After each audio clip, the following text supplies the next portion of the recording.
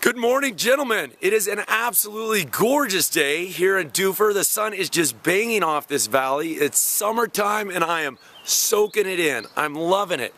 Had an awesome quiet time this morning down by the creek. Just soothes my soul. The Lord fills my cup.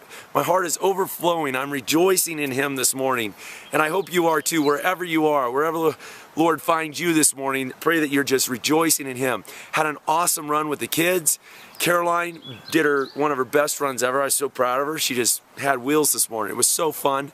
And then we jumped in the creek, polar dipped, and now I'm alive, I'm alert, I feel great.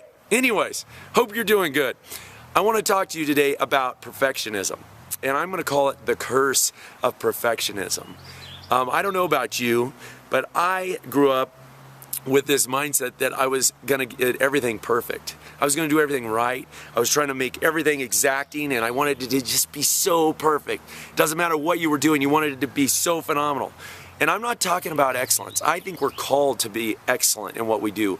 We're to play skillfully on instruments. We're to apply ourselves. We're to be diligent. The scripture says we're to be about excellence in everything that we do. But the curse of perfectionism, that thing, that voice inside your head says, I'm not going to do it because I can't do it perfect. Or I'm not going to even start that project because I can't do it in a perfect way, or I'm not good enough, or whatever. There's so many lies. Pardon me. There's a quote I like that I heard, and I think it was from the guy's strategic coach. It talked about, we want to be about progress, not perfection.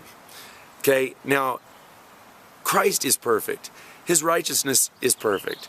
All those things in us. And I'm not talking about so much on a spiritual level, because again, we will be perfect one day when Christ takes us home to be with Him, when He fills us with His glory and He gives us a new body and there's no sin. And and that's another whole beautiful thing. But here in today and now, in the work that we're doing, you want to be about massive action, about massive progress, about being men of fruitfulness and consequence. And to do that, you have to be a man of action. You cannot delay. You cannot procrastinate.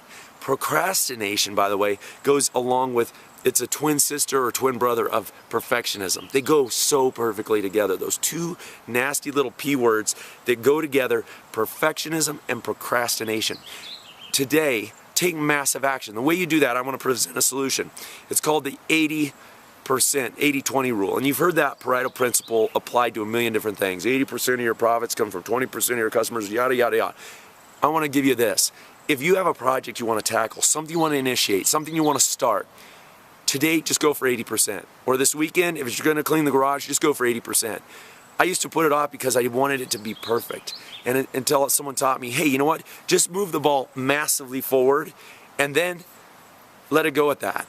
And then take some time at a later date and take that 20% that was remaining and do 80% of that. It's really cool because you can leave things undone and yet still get massive progress in your life.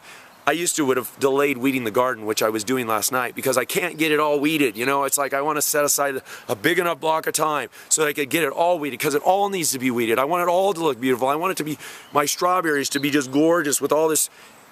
It's a lie. It traps us, guys, and it holds us back.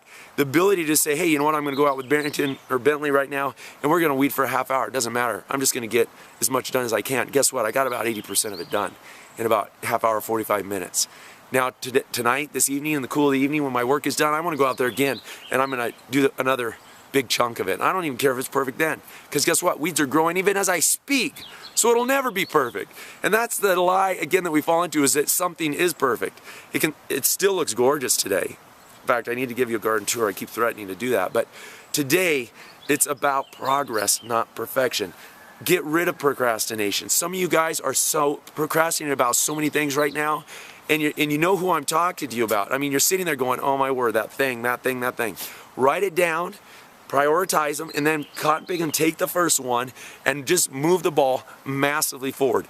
Even as I'm talking to you, I'm thinking of something right now that I need to do that with. And that is, I need to get this video blog up and going for the Academy so I can put these videos in one place, because I'm putting them on Facebook and I'm getting a lot of interesting feedback. People are going, hey, you know what, is this for me? Are you talking to guys? What is this? And there's things that I want to talk about that, to be real frank with you, are going to offend a lot of people.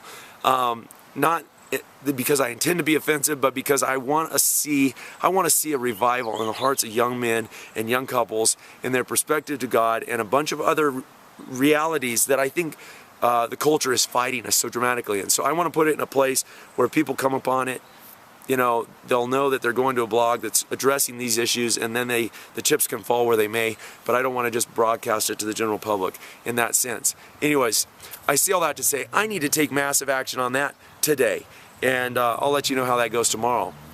Anyways, have an awesome day. Not about perfection, it's about progress. And in Him, we can do all things through Christ who strengthens us. Let's go do it. Have an awesome day. Bye-bye.